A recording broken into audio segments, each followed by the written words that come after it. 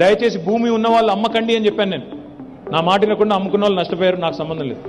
కానీ ఇప్పుడు చెప్తా ఉన్నా మళ్ళీ రాబోయే 10-15 ఏళ్ళు హైదరాబాద్ అభివృద్ధికి డోకా లేదు.